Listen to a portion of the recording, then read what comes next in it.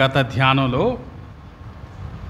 పౌలు తెస్సలోనికలకు రాసిన మొదటి పత్రికలో కొన్ని సంగతులు మనం జ్ఞాపకం చేసుకున్నాం. ఒకసారి మొదటి తెస్సలోని పత్రిక తిప్పుదాం. తెస్సలోనిక పట్టణం గురించి మనం తెలుసుకున్నాం. మాసిదోనియా ప్రాంతంలోని ఒక పట్టణమని, ఈ దినాల్లో అది గ్రీస్ దేశంలో ఒక ప్రముఖమైన పట్టణం అని చెప్పుకున్నాం. అలాగే అక్కడ సంఘం ఎలా ఏర్పడింది అనేది కూడా అర్థం చేసుకున్నాం. పౌలు మాసిదోనియా ప్రాంతాల్లో పరిచర్య చేయటానికి దేవుని ఆత్మచేత నడిపించబడ్డాడు. మొదట ఫిలిప్పీలో ఆయన పరిచర్య చేశాడు. అక్కడ అవమానం, హింస కలిగింది.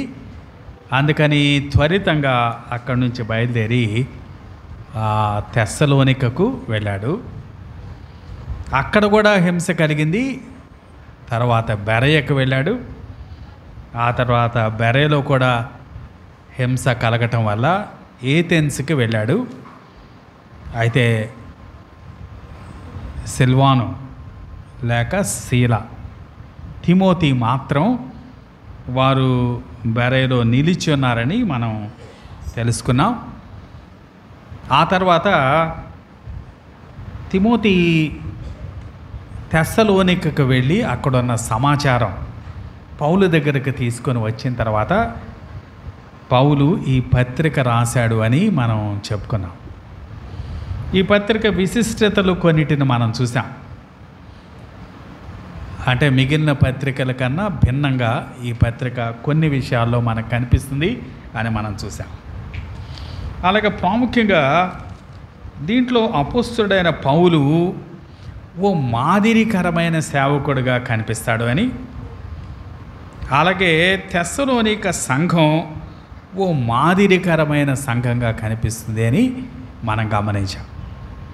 ఈ సంఘాన్ని గురించి పరిశుద్ధాత్ముడు ఎక్కడా కూడా నెగిటివ్గా ఒక్క మాట కూడా రికార్డే చేయలేదు. ఇక్కడ అపోస్తుడైన పౌలు కేవలం 3 విశ్రాంతి దినాలు మాత్రమే ఉన్నాడు. అంటే ఇంచుమించుగా ఒక నెల రోజుల లోపు పరిచర్య చేశాడు. సంఘం ఏర్పడింది.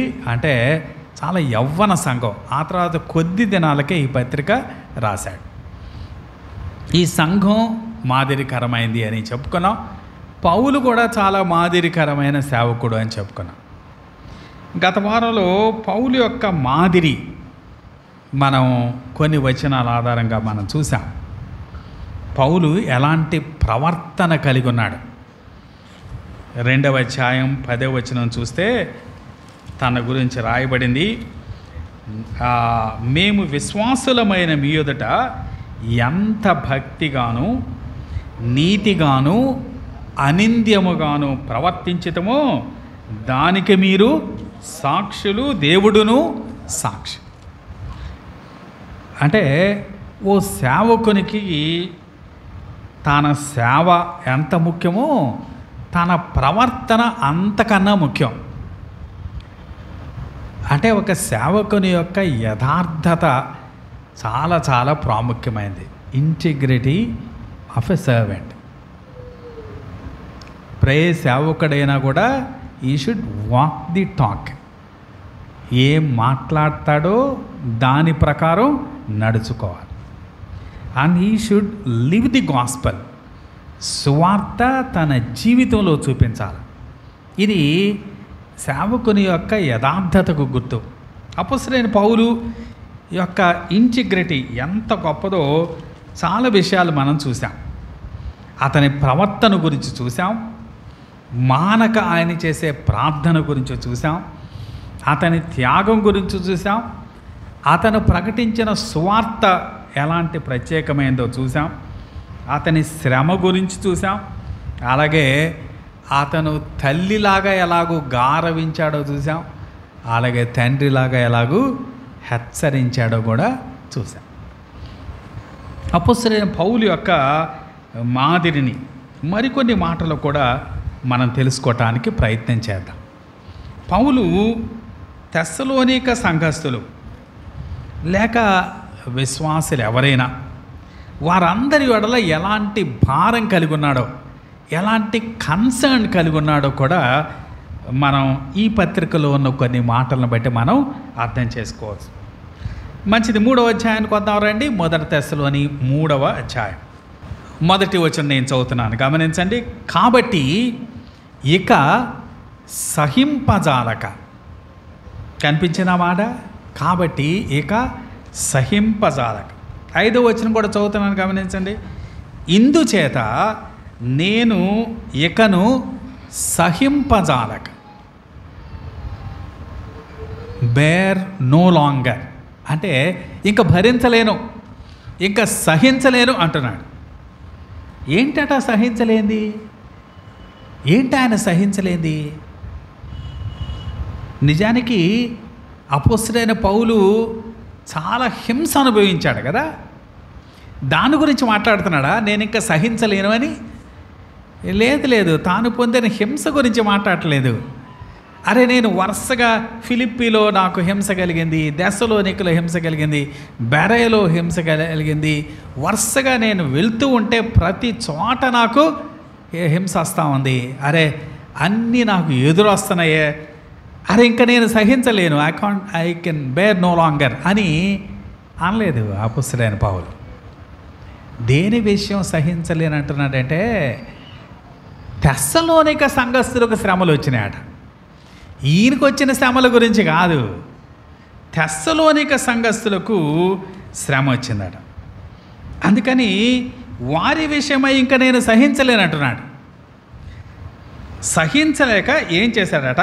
3వ అధ్యాయం మొదటి వచనం చదువుతున్నాను చూడండి. కాబట్టి ఇక సహింపజాలక ఏథెన్సులో మేము ఒంటిగానైనను ఉండుట మంచిదని ఎంచి, ఈ శ్రమల వలన ఎవడును కదిలింపబడకుండానట్లు మిమ్మును స్థిరపరచుటకును మీ విశ్వాస విషయమై మిమ్మును హెచ్చరించుటకును మన సహోదరుడును క్రీస్తు సువార్త విషయములో దేవుని పరిచారకుడునైన తిమోతిని పంపితిని అంటున్నాడు. ఎందుకు సహించలేకపోయాడంటే, తెస్సలోనికలో ఉన్న విశ్వాసులకు శ్రమలు కలుగుతున్నాయట. కాబట్టి శ్రమలు కలిగినప్పుడు వారు కదిలించబడతారేమో, ఎవడును కదిలింపబడకుండానట్లు కదిలించబడతారేమో. ఆ కదిలించబడుట అనే దానికి గ్రీకు భాషలో ఉన్న ఉపయోగించబడిన పదానికి తెలుగు అర్థం బైబిల్ పండితులు ఏం చెప్పారంటే, లాలన చేయబడతారేమో, ఎవరన్నా టెంప్ట్ చేయబడతారేమో. అలా గనక జరిగితే 5వ వచనం చూడండి. ఇందుచేత నేను నీకును సహింపజాలక శోధకుడు మిమ్మును ఒకవేళ శోధించునేమో అనియు, మా ప్రయాసము వ్యర్థమైపోవునేమో అనియు, మీ విశ్వాసమును తెలుసుకొనవలనని అతని పంపితిని. ఒకవేళ వారు కదిలించబడి వారు విశ్వాసం నుండి తొలగిపోతే మా ప్రయాస వ్యర్థమైపోతుందేమో. కాబట్టి ఇంకా సహించలేను అని ఏం చేశాడట? తిమోతిని ఎక్కడ పంపాడు? తెస్సలోనిక. ఎక్కడున్నాడు తిమోతి? ఎక్కడున్నాడు తిమోతి? సిల్వాను ఎక్కడున్నారు? బెరయలో ఉన్నారు. పౌలు మాత్రమే ఎక్కడికి వచ్చాడు? ఏథెన్స్కి వచ్చాడు. పౌలు ఏథెన్స్లో ఉండగా ఈ సమాచారం విన్నాడు. ఇప్పుడు బెరయలో ఉన్న తిమోతిని మళ్ళా వెనక్కి ఎక్కడ పంపాడు? తెస్సలోనికకు పంపాడు. నిజానికి పౌలు ఏథెన్స్కి వెళ్ళినప్పుడు వారికి ఏమని ఆజ్ఞ ఇవ్వబడిందో చూద్దాం. చూడండి, అపోస్తల కార్యాలు 17వ అధ్యాయం చూద్దాం. అపోస్తల కార్యాలు 17వ అధ్యాయం 15వ వచనం. ఇక్కడ ఉన్న సందర్భం ఏంటంటే, మనం చెప్పుకున్నాం కదా, వరుసగా ఫిలిప్పీలో శ్రమ వచ్చింది, తెస్సలోనికలో శ్రమ వచ్చింది, బెరయలో శ్రమ వచ్చింది. అప్పుడు సహోదరులు ఏం చేశారంటే పౌలుని తీసుకెళ్ళి ఏథెన్స్కి పంపించారు. తిమోతి అలాగే సిల్వాను మాత్రం ఎక్కడున్నారు? బెరయలో నిలిచి ఉన్నారు. వాళ్ళు పౌలును పంపించి వెనక్కి వెళ్ళే వాళ్ళకి పౌలు ఏం చెప్పాడో చూడండి, 15వ వచనం. పౌలును సాగనంప వెళ్ళిన వారు అతనిని ఏథెన్స్ పట్టణం వరకు తోడుకొని వచ్చి శీలయు తిమోతియు సాధ్యమైనంత శీఘ్రముగా అతని యొద్దకు రావాలనని ఆజ్ఞ పొంది బయలుదేరిపోయారు. ఏమని ఆజ్ఞించారట? శీలా తిమోతి ఏం చేయాలా? శీఘ్రముగా అతని యొద్దకు రావాలి. ఏథెన్స్లో పౌలు ఒంటరిగా ఉన్నాడు. ఒంటరిగా ఉన్న పౌలు అంటున్నాడు, మీరు వెళ్ళి తిమోతికి సిల్వాను చెప్పండి, వాళ్ళు త్వరగా అక్కడ బెరేలో మిగల్చబడిన పనిని పూర్తి చేసి త్వరపడి వాళ్ళు ఎక్కడికి రావాలా? ఏథెన్స్కి వచ్చి నన్ను కలుసుకోవాలా అని వారికి ఆజ్ఞాపించారట. ఈలోగా పౌలుకి ఏథెన్స్లో పరిస్థితి ఎలా ఉందో చూద్దాం. 16వ వచనం చూడండి. పౌలు ఏథెన్స్లో వారి కొరకు కనిపెట్టుకొని ఉండగా ఆ పట్టణము విగ్రహములతో నిండి ఉండట చూచినందున అతని ఆత్మ పరితాపము పట్టలేకపోయాను. పౌలట ఏథెన్స్లో ఏం చేస్తున్నాడట? వారి కొరకు కనిపెట్టి ఉన్నాడట. వాళ్ళని రమ్మని చెప్పాడు కదా, వాళ్ళు ఎప్పుడు వస్తారా అని ఎదురు చూస్తున్నాడు. అక్కడ ఎదురు చూస్తూ ఏథెన్స్లో తిరుగుతూ ఉంటే ఏం కనిపిస్తున్నాయట? విగ్రహాలు కనిపిస్తున్నాయట. విగ్రహాలతో నిండి ఉందట. అతని ఆత్మ పరితాపము పట్టలేకపోయాడు. అటు ఏథెన్స్లో పౌలుకి అంత అనుకూలంగా లేదు ఉండటానికి. ఒకటి ఒంటరితనం ఉంది, అలాగే అక్కడ పరిస్థితులు అనుకూలంగా లేవు కదా. ఒక ఆయన ఎలా అన్నాడు, ఏథెన్స్లో పరిస్థితి ఎలా ఉంది అంటే అక్కడ in Athens it's easier to find a God than to find a man అన్నాడు. ఏథెన్స్లో ఒక మనిషిని కనుక్కునేదానికన్నా పట్టుకునేదానికన్నా తేలిగ్గా ఎవరిని పట్టుకోవచ్చట? దేవుణ్ణి బాగా పట్టుకోవచ్చట. ఏ దేవుడు? అతిదేవతా భక్తి ఉంది వాళ్ళకి కదా. అంటే వారి పట్టణం అంతా విగ్రహాలే. కాబట్టి పౌలు అక్కడ తిరుగుతూ ఉంటే పౌలు అంత కంఫర్టబుల్గా లేడు. అందుకే అక్కడి నుంచి కూడా త్వరపడి ఎక్కడికి వెళ్ళిపోయాడు? కొరింథీకి వెళ్ళిపోయాడు. తిమోతి సిల్వాను మరల వచ్చి పౌలును కలుసుకునే టైంకి పౌలు ఎక్కడున్నాడు? ఏథెన్స్లో లేడు. ఎక్కడున్నాడు? కొరింథీలో ఉన్నాడు. కొరింథీలో ఆయనకు అనుకూలంగా లేదు. వీళ్ళిద్దరేమో ఇక్కడ ఉండిపోయారు. వారి కోసం ఎదురు చూస్తూ ఉన్నాడు. ఈ సమయంలో ఆయనకేమి సమాచారం వచ్చింది? తెస్సలోనికలో శ్రమలు కలుగుచున్నవని సమాచారం వచ్చింది. ఇప్పుడు తాను ఒంటరిగా ఉన్నాడు కాబట్టి తిమోతి సిల్వాను తన దగ్గరికి రావటం మంచిదా? అలా కాకుండా శ్రమ పడుతున్న తెస్సలోనికలో ఉన్న విశ్వాసం దగ్గరికి వెళ్ళటం మంచిదా? రెంటి మధ్య చూస్ చేసుకోవాల్సి వచ్చింది కదా అపోస్తలుడైన పౌలు. ఈ సమయంలో అంటున్నాడు, ఇక సహింప చాలక ఏం చేశాడట? మళ్ళీ చూద్దాము. మొదటి వచనం 3వ అధ్యాయం 1వ వచనం. కాబట్టి ఇక సహింప చాలక ఏథెన్స్లో మేము ఒంటిగానైనను ఉండుట మంచిదని ఎంచి. ఏ మంచిదట? ఏథెన్స్లో ఒంటరిగా ఉండటమైనా మంచిదే. కానీ తిమోతి మాత్రం ఎక్కడ పంపబడాలి? తెస్సలోనిక పంపబడాలి. ఇక్కడ నేను ఒంటరిగా ఉన్నాను, తిమోతికి నా దగ్గరకు రావాలి అని కోరుకున్నా కానీ ఇప్పుడు ఇక లాభం లేదు. తిమోతి నా దగ్గర రావటం కన్నా ఎక్కడికి వెళ్ళటం క్షేమకరం? తెస్సలోనిక వెళ్ళటం క్షేమకరం. అంటే అపోస్తలుడైన పౌలు తెస్సలోనిక విశ్వాసుల మీద ఎలాంటి కన్సర్న్ కలిగి ఉన్నాడో దీంట్లో మనకు కనిపిస్తాం. తెస్సలోనిక విశ్వాసులు మాత్రమే కాదు, అపోస్తలుడైన పౌలు విశ్వాసుల అందరి ఎడల భారం కలిగిన వాడుగా మనకు కనిపిస్తుంది. కాబట్టి పౌలు ఆత్మల భారం చూసినా పౌలు ఎంత మాదిరికరమైన సేవకుడో మనకి దీంట్లో కనిపిస్తాం. ఇప్పుడు తిమోతిని పంపించాడు. తిమోతి అక్కడికి వెళ్ళి దర్శించి మళ్ళీ వెనక్కి వచ్చాడు కదా. ఇప్పుడు కొరింథీలో ఉన్న పౌలును కలుసుకున్నాడు. కలుసుకున్నప్పుడు ఏం జరిగిందో చూడండి. 6వ వచనం, మొదటి తెస్సలోని 3వ అధ్యాయం 6వ వచనం. తిమోతియు ఇప్పుడు మీ యొద్ద నుండి మా యొద్దకు వచ్చి మేము మిమ్మల్ని ఎలాగూ చూడనపేక్షించుచున్నామో అలాగే మీరును మమ్మను చూడనపేక్షించుచు ఎల్లప్పుడూ మమ్మును ప్రేమతో జ్ఞాపకము చేసుకొనుచున్నారని మీ విశ్వాసమును గూర్చు మీ ప్రేమను గూర్చు సంతోషకరమైన సమాచారం మాకు తెచ్చారు. ఏం సమాచారం తెచ్చాడు తిమోతి? సంతోషకరమైన సమాచారం. పౌలేమో వారు కదిలించబడతారేమో, వారు శోధించబడతారేమో, వారు తొలగిపోతారేమో అని చాలా ఆందోళన పడ్డాడు. కానీ తిమోతి మాత్రం ఎలాంటి సమాచారం తెచ్చాడు? సంతోషకరమైన వెరీ గుడ్ రిపోర్ట్ కదండి.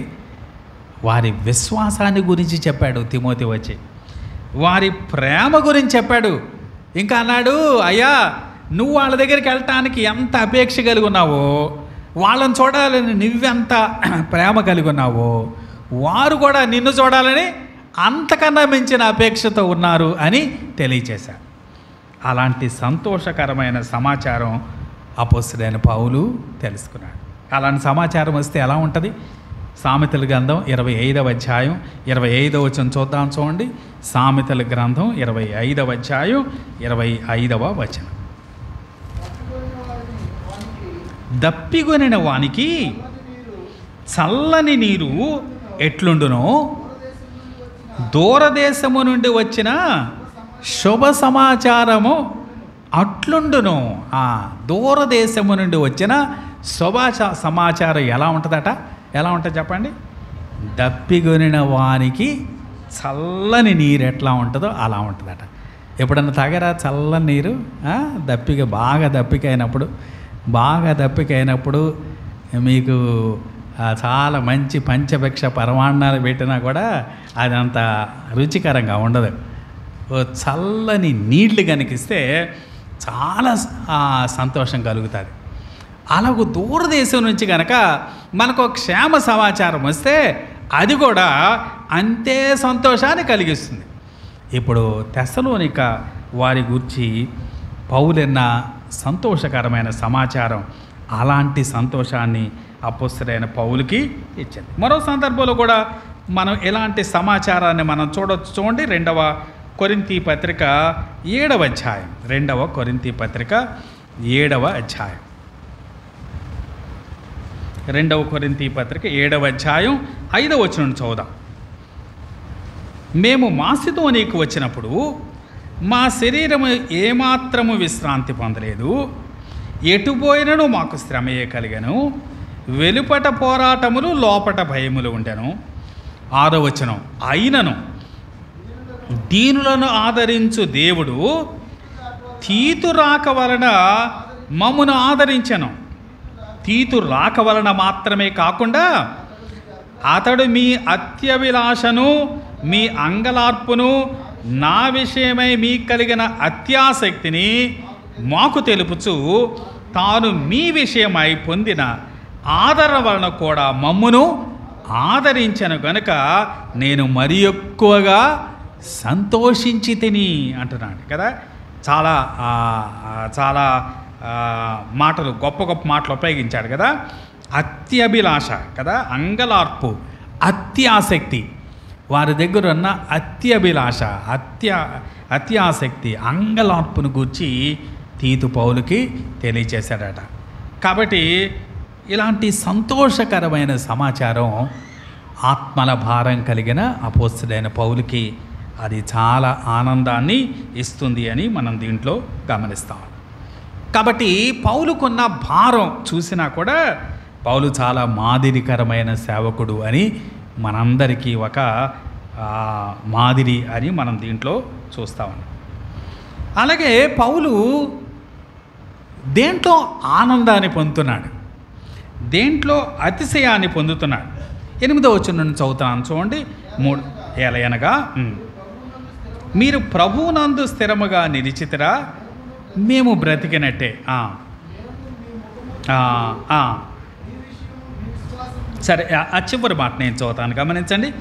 మిమ్మును బట్టి మేము పొందుచున్న యావత్తు ఆనందము నిమిత్తము దేవునికి తగినట్టుగా కృతజ్ఞతాస్తుతులు ఎలాగూ చెల్లింపగలము. గమనించారా? చివరి వాక్యం కదా. మిమ్మును బట్టి మేము పొందుచున్న యావత్తు ఆనందం. కాబట్టి పౌలు ఆనందం అంతా ఎక్కడి నుంచి వస్తుంది? ఎక్కడి నుంచి వస్తుందట?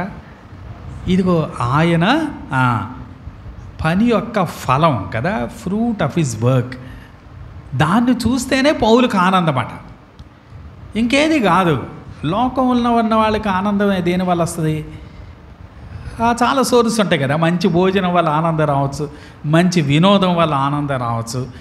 కానీ పౌలుకు వచ్చే ఆనందం అంతా ఎక్కడి నుంచి వస్తుంది? ఇదిగో తను సంపాదించిన బిడ్డలను బట్టే వస్తుంది కదా. హెబ్రీయులకు రాసిన పత్రిక 2వ అధ్యాయం 13వ వచనంలో అంటాడు. చూడండి.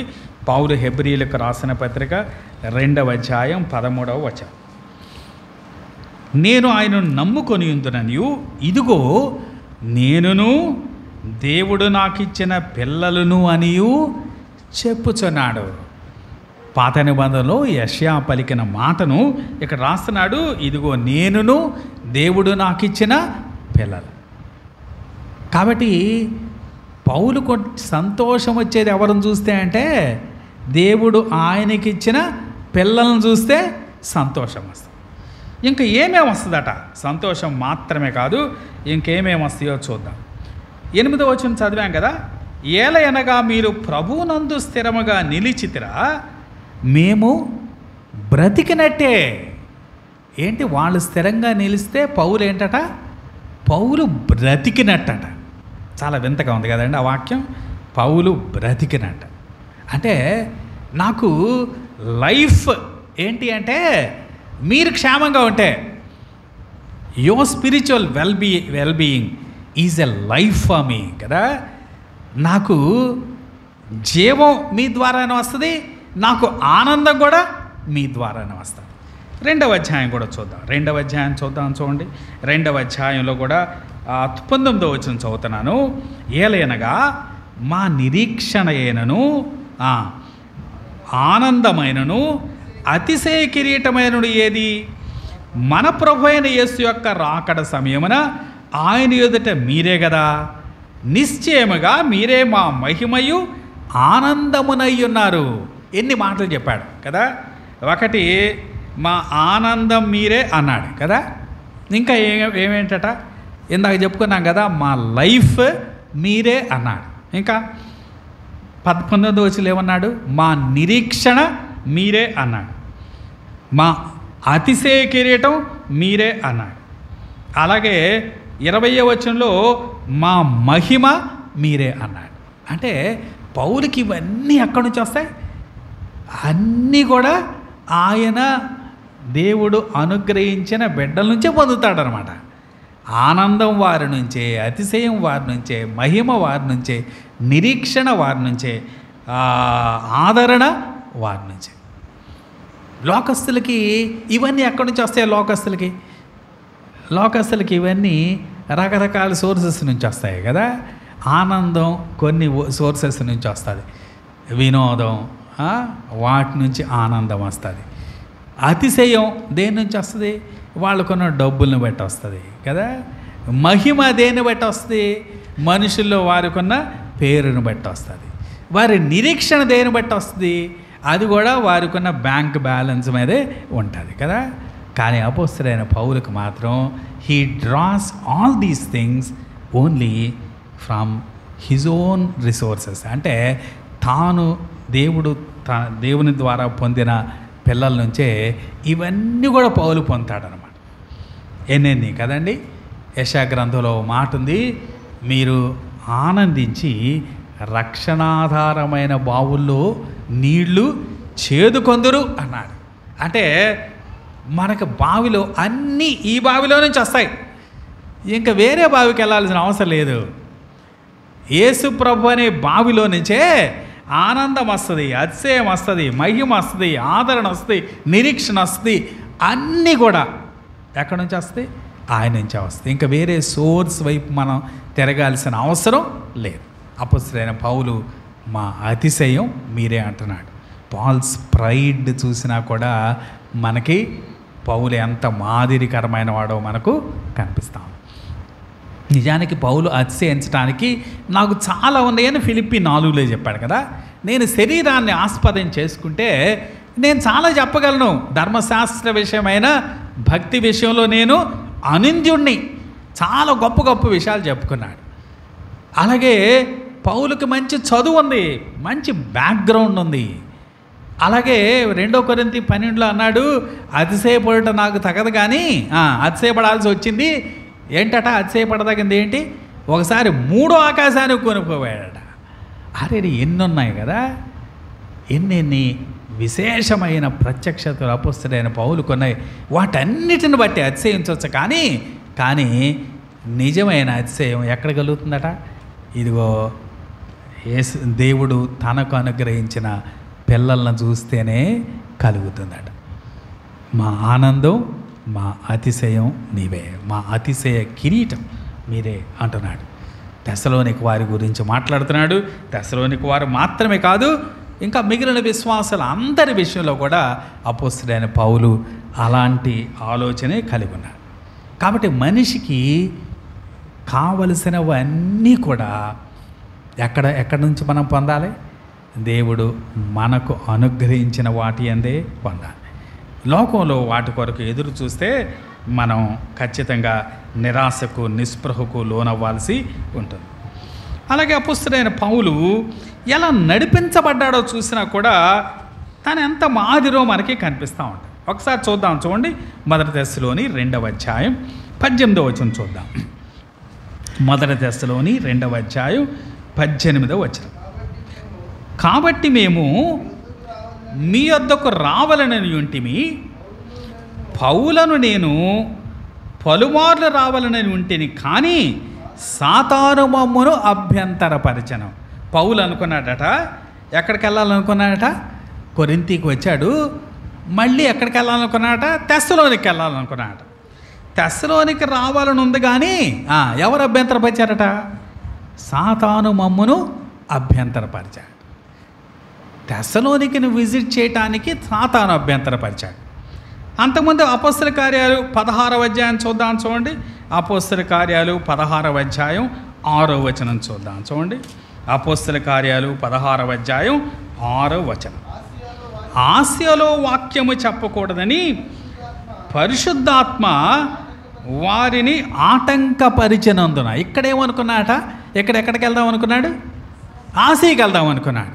ఆసియాకి వెళ్దామంటే ఎవరు ఆటంకపరిచారు? పరిశుద్ధాత్మ ఆటంకపరిచాడు. తెస్సలోనికి వెళ్దామంటే ఎవరు ఆటంకపరిచాడు? సాతానుడు ఆటంకపరిచాడు కదా. ఇంకా అపొస్తల కార్యాలు 16:7 కూడా చూద్దామా? యేసు యొక్క ఆత్మ వారిని వెళ్ళనీయలేదు. అంటే నేను ఆసియాకి వెళ్తాను అనుకున్నాడు. ఆసియాకి వెళ్తానంటే పరిశుద్ధాత్ముడు ఆటంకపరిచాడట. సరే పోన్లే, పరిశుద్ధాత్ముడు మాసిదోనికి వెళ్ళమన్నాడు కదా.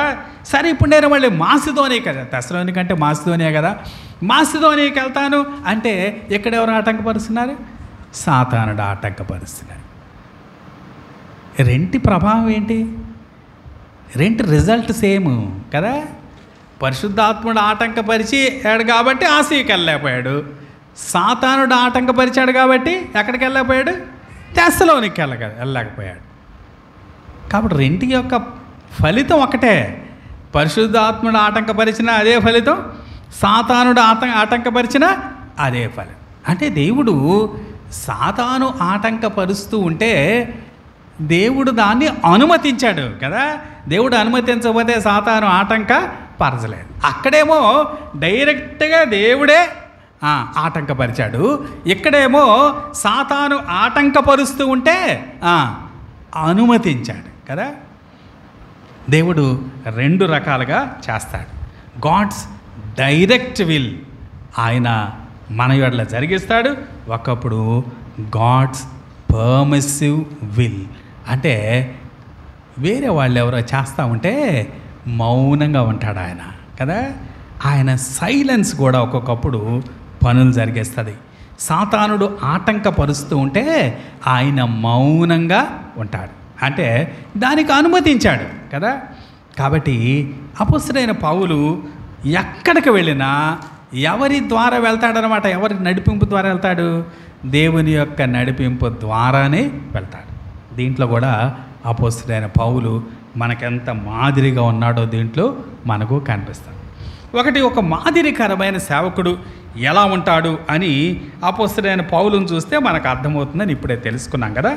మంచిది, మనకున్న పరిమితమైన సమయంలో అపోస్తలుడైన తెస్సలోనిక సంఘం ఎలాగో మాదిరి సంఘమో కూడా కొన్ని సంగతులు మనం తెలుసుకోవటానికి ప్రయత్నం చేద్దాం. తెస్సలోనిక సంఘం ఎలాంటి మాదిరి సంఘం?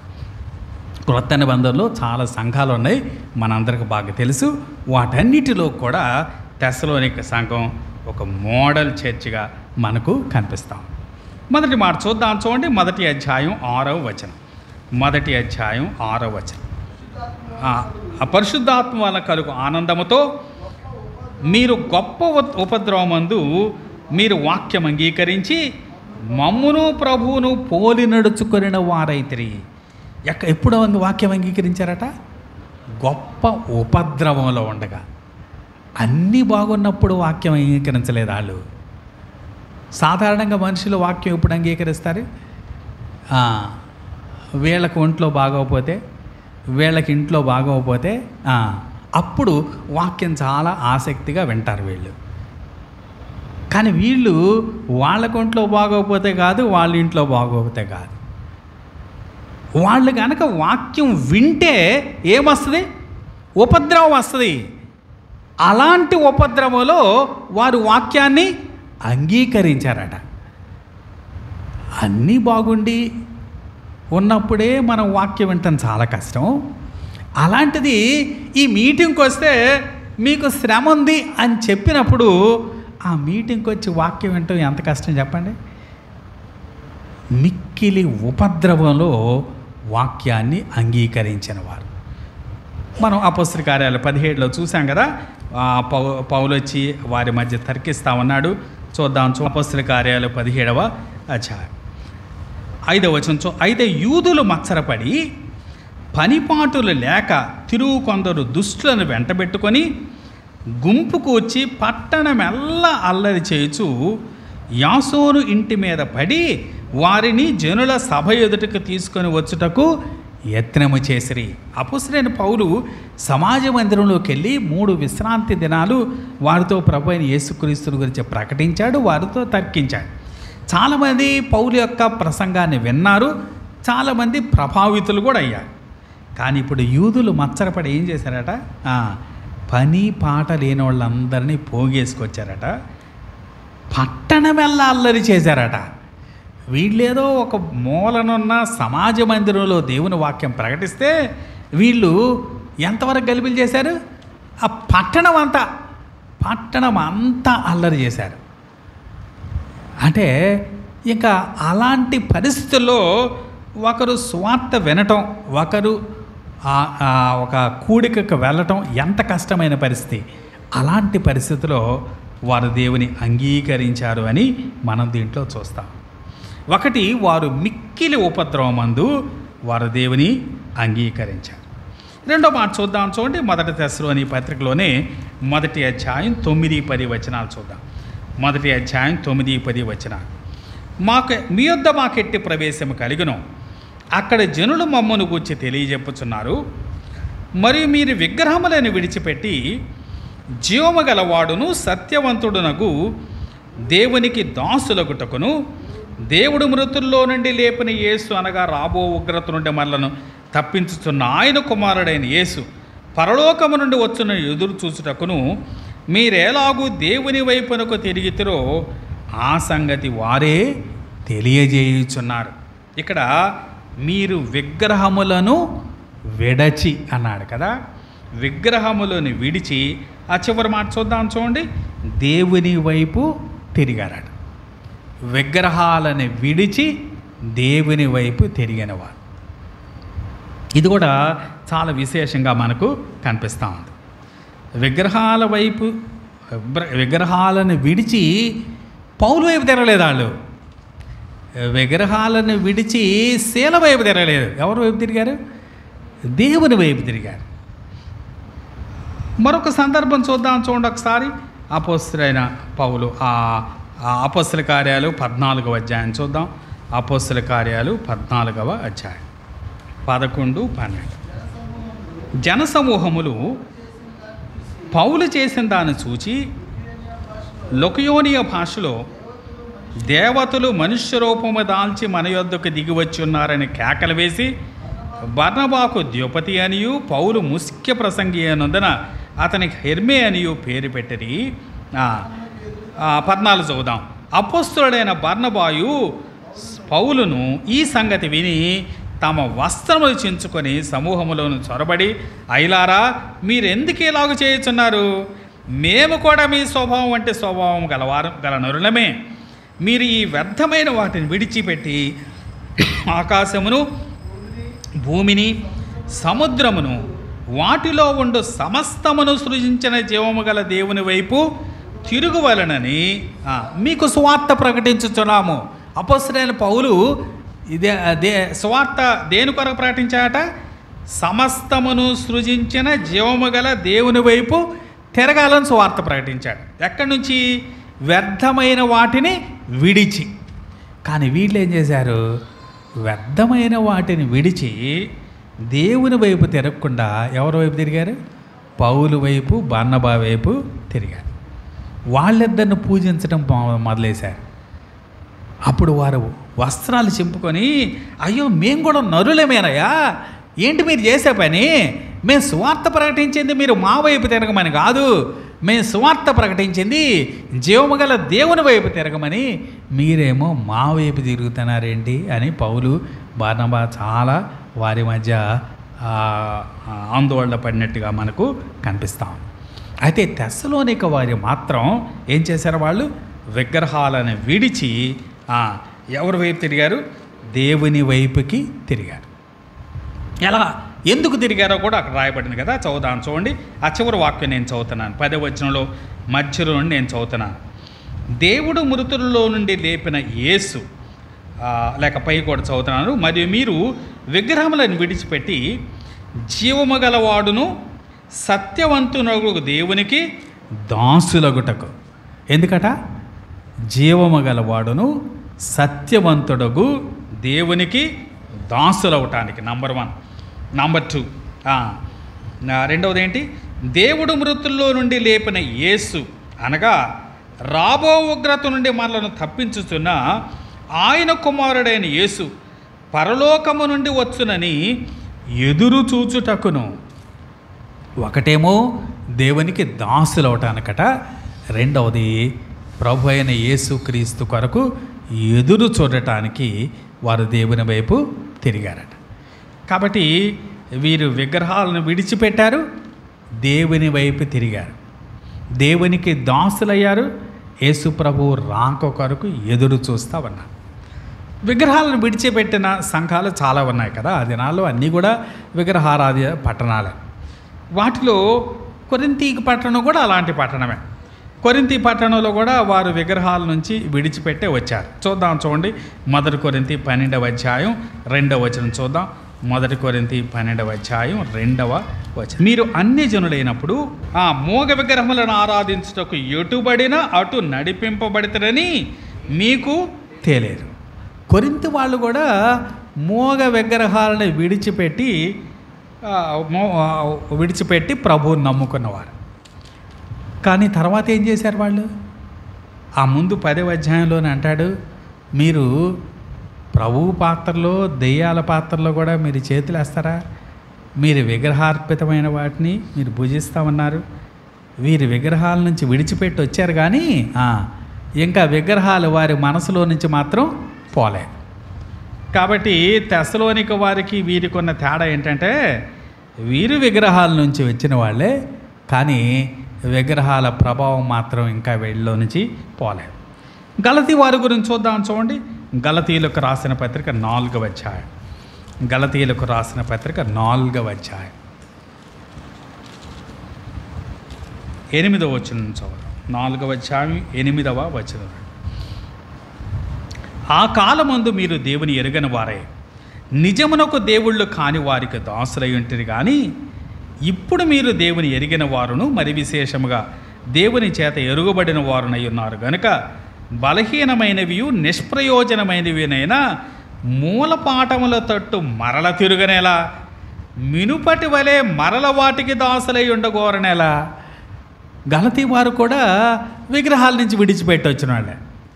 కానీ వీళ్ళు ఏం చేస్తున్నారట, మళ్ళీ బలహీనమైవి నిష్ప్రయోజనమైనవినైనా మూలపాఠాల తట్టు తిరుగుతున్నారట. అలాగే మునుపటి వలె వాటికి దాసులై ఉండగోరుతున్నారట. కాబట్టి అందరి విగ్రహాలు విడిచిపెట్టి వచ్చిన వాళ్ళే, కానీ మిగిలిన వాళ్ళంతా మళ్ళీ ఎప్పుడో ఒకప్పుడు వెనక్కి చూసిన వాళ్ళే. కానీ తెస్సలోనిక పట్టణస్థులు మాత్రం విగ్రహాలను విడిచిపెట్టి వచ్చారు, మరల ఎన్నడూ కూడా వాటి వైపు చూడలేదు. వారు ఏం చేస్తా ఉన్నారు, దేవునికి దాసులయ్యారు. అలాగే ప్రభు అయిన యేసుక్రీస్తు యొక్క రాకడ కొరకు వారు ఎదురు చూచేవారుగా ఉన్నారు. దీంట్లో కూడా తెస్సలోనిక సంఘం ఎంత మాదిరికరమైన సంఘమో దీంట్లో మనకు కనిపిస్తుంది. మంచిది. మూడవదిగా 1వ అధ్యాయం 6వ వచనం చూద్దాం. 1వ అధ్యాయం 6వ వచనం. పరిశుద్ధాత్మ వలన కలుగు ఆనందముతో గొప్ప ఉపద్రవమందు మీరు వాక్యం అంగీకరించి మమ్మును ప్రభువును పోలి నడుచుకొనిన వారైతిరి. వీళ్ళు ఏం చేశారట, మమ్మును ప్రభువును పోలి నడుచుకున్నవారు. ప్రభువును పోలి నడుచుకున్నారు.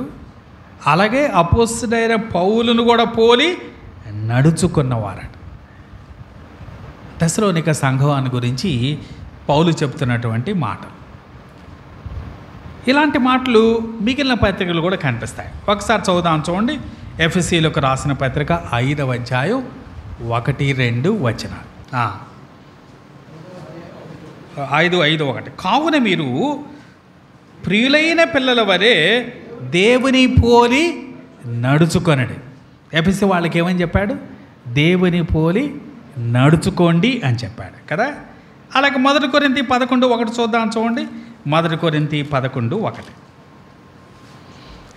నేను క్రీస్తును పోలి నడుచుకొనుచున్న ప్రకారము మీరును నన్ను పోలి నడుచుకోండి. ఈ 2 చోట్ల ఏమని చెప్పాడు, మీరు నడుచుకోండి అని చెప్పాడు కదా. ఫిలిప్పీ పత్రిక కూడా చూద్దాం. ఫిలిప్పీలకు రాసిన పత్రిక 3వ అధ్యాయం 17వ వచనం చూద్దాం చూడండి. ఫిలిప్పీలకు రాసిన పత్రిక 3వ అధ్యాయం 17వ వచనం. సహోదరులారా మీరు నన్ను పోలి నడుచుకొనడు. ఎఫెసు సంఘానికి రాసిన, కొరింథు సంఘానికి రాసిన, ఫిలిప్పీ సంఘానికి రాసిన ఏమని రాశాడంటే మీరు నన్ను పోలి నడుచుకోండి అని రాశాడు. కానీ తెస్సలోనిక సంఘానికి ఏమి రాశాడు, మీరు పోలి నన్ను పోలి మమ్మను పోలి నడుచుకున్నారు అని రాస్తున్నాడు కదా. వాళ్ళకేమో చెప్పాల్సి వస్తుంది మీరు నడుచుకోండి నడుచుకోండి అని. కానీ వీరి గురించి ఏమని సాక్ష్యం ఇస్తున్నాడు, ప్రభువును పోలి నడుచుకొనిన వారైతిరి అంటున్నాడు. దీంట్లో తెస్సలోనిక సంఘం మిగిలిన వాటికన్నా ఎంత భిన్నమైన సంఘమో దీంట్లో మనకు అర్థమవుతుంది. వీళ్ళకి చెప్పవసరలా, మీరు పోలి నడుచుకోండి, ప్రభువును పోలి నడుచుకోండి, లేకపోతే మమ్మును పోలి నడుచుకోండి అని వీళ్ళకి ప్రత్యేకంగా ఆజ్ఞ ఇవ్వాల్సిన అవసరం లేదు. వారు ఇప్పటికే పోలి నడుచుకుంటున్న వారుగా మనకు కనిపిస్తూ ఉన్నారు. 2వ అధ్యాయం 14వ వచనం కూడా చూద్దాం చూడండి. 2వ అధ్యాయం 14వ వచనం. కావున సహోదరులారా మీరు యోదయలో క్రీస్తు యేసునందున్న దేవుని సంఘములను పోలి నడుచుకొనిన వారైతిరి. వారు యూదుల వలన అనుభవించిన శ్రమలే మీరును మీ స్వంత దేశస్థుల వలన అనుభవించితిరి. ఇలాకేమో మమ్మును ప్రభువును పోలి నడుచుకుంటున్నారన్నాడు. ఇక్కడేమో యోదయలో ఉన్న క్రీస్తు యేసునందున్న దేవుని సంఘాలను పోలి నడుచుకుంటున్నారు. వాళ్ళకి వీళ్ళకి ఉన్న కామన్ ఫ్యాక్టర్ ఏంటట, వాళ్ళకి శ్రమలు ఉన్నాయట, వీళ్ళకి శ్రమలు ఉన్నాయట. కాకపోతే వాళ్ళకేమో యూదుల నుంచి శ్రమలు ఉన్నాయట, వీళ్ళకేమో సొంత దేశస్థుల నుంచి శ్రమలు ఉన్నాయట. కాబట్టి వారికి శ్రమలు కలిగినప్పుడు ఎవరిని చూస్తున్నారన్నమాట, యోదయలో ఉన్న సంఘాలను చూస్తున్నారు. అరే మనలాంటి శ్రమే వాళ్ళకు కూడా వచ్చింది, వాళ్ళు ఉన్నట్టు మనం కూడా ఉందాం, వాళ్ళు శ్రమలు సహిస్తున్నారు మనం కూడా శ్రమలు సహిద్దాం అని వారి యొక్క మాదిరిని వీరు పాటిస్తూ ఉన్నారు. కాబట్టి వీరు పోలి నడుచుకున్న వారుగా మనకు కనిపిస్తూ ఉన్నారు. కాబట్టి తెస్సలోనిక సంఘం ప్రభువును అలాగే పౌలును పోలి నడుచుకున్న సంఘం. 7వ వచనం కూడా చూద్దాం. 7వ వచనం, కాబట్టి మాసిదోనియలోను అకయలోను విశ్వాసులందరికీ మాదిరి అయితిరి. వీళ్ళు ఏమైపోయారట? విశ్వాసులందరికీ మాదిరి అయ్యారట. విశ్వాసులందరికీ ఓ మోడల్ అయ్యారట. ఎవరెవరికి? మాసిదోనియలోను అకయలోను విశ్వాసులందరికీ. మాసిదోనియా అంటే మాసిదోనియాలో ఏమేమి ఉన్నాయో మనకు తెలుసు కదా. ఫిలిప్పి మాసిదోనియాలో భాగమే, ఈ తెస్సలోనిక మాసిదోనియాలో భాగమే, బెరయా కూడా మాసిదోనియా భాగమే. ఆ 3 సంఘాలకు కూడా వీళ్ళు ఏమయ్యారు? మాదిరయ్యారు కదా. ఎక్కడో 100 మైళ్ళ దూరంలో ఉన్న ఫిలిప్పి సంఘానికి మాదిరయ్యారట. 50 మైళ్ళ దూరంలో ఉన్న బెరయ సంఘానికి మాదిరయ్యారట. అలాగే అకయ ప్రాంతం, మాసిదోనియా ప్రాంతానికి కాస్త సమీపంలో ఉండే ప్రాంతం అకయ ప్రాంతం.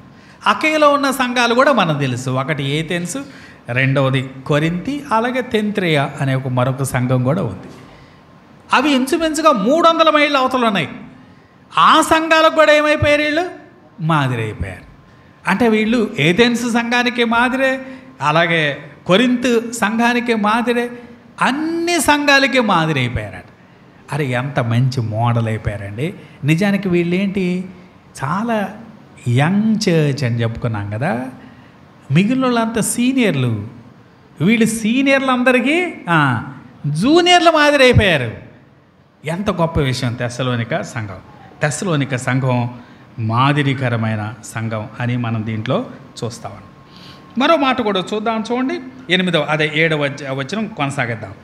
ఎందుకనగా మీ యొద్ద నుండి ప్రభు వాక్యము మాసిదోనియాలోను అకయలోను మ్రోగెను. ప్రభు వాక్యము ఏమైందట? మ్రోగిందట. ఎక్కడి నుంచి? వీళ్ళ దగ్గర నుంచి. అది కూడా ఎక్కడెక్కడ? మాసిదోనియాలోను అకయలోను మ్రోగిందట. అంటే వీళ్ళ దగ్గర నుంచి వాక్యం ఇదిగో ఇన్ని మైళ్ళ దూరంలో ఉన్నటువంటి ఈ సంఘాలన్నిటిలో మ్రోగిందట. దాంట్లో కూడా తెస్సలోనిక సంఘం ఎంత మాదిరికరమైన సంఘమో మనకు దీంట్లో అర్థమవుతుంది. మ్రోగుతుంది అంటే జీవిస్తుంది అని అర్థం కదా. ప్రధాన యాజకుని వస్త్రానికి అడుగులు గంటలు కట్టబడతాయి. ఎందుకు చెప్పండి? లోపలికి వెళ్ళిన తర్వాత, అతి పరిశుద్ధ స్థలంలోకి వెళ్ళిన తర్వాత ఆయన బ్రతికున్నాడో లేదో తెలుసుకోవాలంటే ఈ గంటలు మోగితే బ్రతికున్నట్టు, గంటలు మోగకపోతే బ్రతికి లేనట్టే. అందుకే గంటలు కట్టబడ్డాయి. కాబట్టి గంటలు మ్రోగుతున్నాయి అంటే లివింగ్ అని అర్థం. కాబట్టి ఇక్కడ కూడా మ్రోగుతుంది అంటే it's a living church. The church at Thessalonica is a living church. అది జీవిస్తున్న సంఘం అని దీంట్లో మనకు అర్థం చేసుకోవచ్చు కదా. తర్వాత మాట కూడా చూద్దాం. అక్కడ మాత్రమే కాక ప్రతి స్థలమందును దేవుని యొడల ఉన్న మీ విశ్వాసం వెల్లడాయను గనక మేమేమీ చెప్పవలసిన అవసరం లేదు. అక్కడ మాత్రమే కాదు, ప్రతి స్థలమందట, ప్రతి స్థలమందు వారి యొక్క విశ్వాసం వెల్లడైంది అంటున్నాడు. వారు ప్రభువును పోలి నడుచుకున్నారు, వారు మాదిరయ్యారు. అలాగే వాక్యం వారి దగ్గర నుంచి అనేక చోట్ల మ్రోగింది. అలాగే వారి విశ్వాసం ప్రతి స్థలమందు కూడా వెల్లడి అయ్యింది అని దీంట్లో మనం చూస్తాం. తెస్సలోనిక సంఘం ఎంత మాదిరికరమైన సంఘమో ఈ మాటలో మనకు అర్థమవుతుంది. ప్రభు చిత్తమైతే మరికొన్ని సంగతులు తర్వాత మనం కొనసాగిద్దాం. ఓ మాదిరి సేవకుడిని మనం చూసాం, అలాగే ఓ మాదిరి సంఘాన్ని కూడా మనం చూసాం. మాదిరి మనకెందుకు ఉంచబడింది అంటే ఆ మాదిరిని మనం అనుసరించడానికి, ఆ మాదిరిని మనం పోలి నడుచుకోవటానికి. అలాగూ దేవుడు మనలో ప్రతి ఒక్కరికి సహాయం చేసి నడిపించును గాక.